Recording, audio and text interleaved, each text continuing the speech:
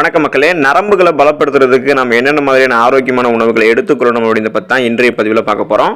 நரம்பு மண்டலம் தான் நமது நரம்பு முனைகளிலிருந்து மூளைக்கு செய்திகளை அனுப்புது. நரம்புகள் தான் ஒருவரது உணர்வுகளை வெளிப்படுத்துறதுக்கும் புரிந்து கொள்வதற்கும் உதவிகரமாக இருக்குது.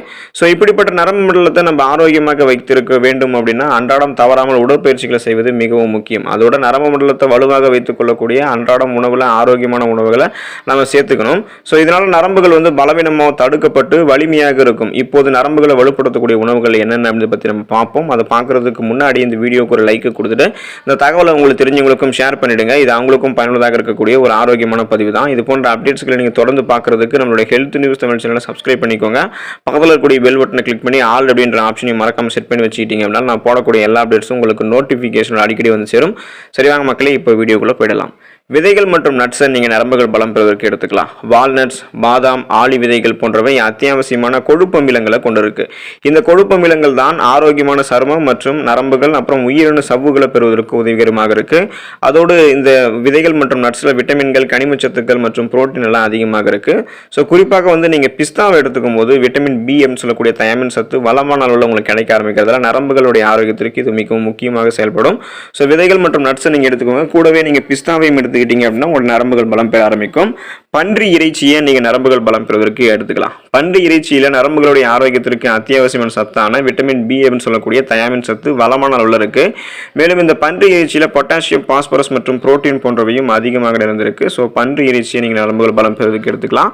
ஓட்ஸை நீங்கள் நரம்புகள் பலம் பெறுவதற்கு எடுத்துக்கலாம். இப்போ நீங்கள் ஒருவேளை வெஜிடேரியனாக இருந்தீங்க அப்படின்னா பன்றி இறைச்சிக்கு பதிலாக நீங்கள் ஓட்ஸை சாப்பிடலாம்.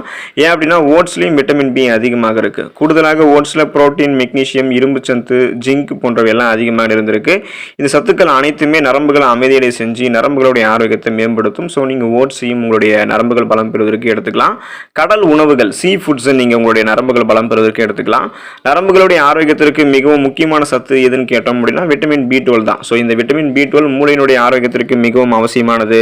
மன இறுக்கத்தை தடுக்கிறதுக்கும் குணப்படுத்துறதுக்கும் ஒரு முக்கியமான சத்தாக இருக்கு. இந்த விட்டமின் குறைபாடு தான் நமக்கு நரம்பு சார்ந்த பிரச்சனைகள், நரம்பு சேதத்தை எல்லாம் உண்டாக்கும். ஸோ நம்ம கடல் உணவான மீனை எடுத்துக்கணும். ஸோ அந்த கடல் உணவான இந்த சீ ஃபுட்ஸ் மீனில் விட்டமின் B12 அதிகமாக இருக்கு. அடிக்கடி நீங்கள் மீன் சாப்பிடுவதன் மூலம் நரம்பு சம்பந்த பிரச்சனைகள் தவிர்க்கலாம். நீங்கள் வாரத்தில் 2 முறை மீன் சாப்பிட்றது உங்களுக்கு ரொம்பவே நல்லது. ஸோ நீங்கள் மீன் சாப்பிடுங்க, உங்கள் நரம்புகளை பலம் பெற வச்சுக்கோங்க. இறைச்சியை நீங்கள் நரம்புகள் பலம் பெறுவதற்கு எடுத்துக்கலாம். இறைச்சிகளில் விட்டமின் B12 அதிக அளவில் இருக்கு. இது நரம்புகளுடைய ஆரோக்கியத்திற்கு அவசியமான ஒன்று. எனவே உங்களுடைய டயட்டில் நீங்கள் சிக்கன், மாட்டு இறைச்சி இதெல்லாமே அப்பப்போ நீங்கள் சேர்த்துக்கணும். இதனால விட்டமின் B12 மட்டும் இல்லாமல் இதர விட்டமின்கள், கனிமச்சத்துக்கள், புரோட்டீன் எல்லாம் உங்களுடைய உடலுக்கு கிடைக்கும். உங்களுடைய உடல் ஆரோக்கியமாக இருக்கும். நரம்புகளும் பலம் பெற ஆரம்பிக்கும்.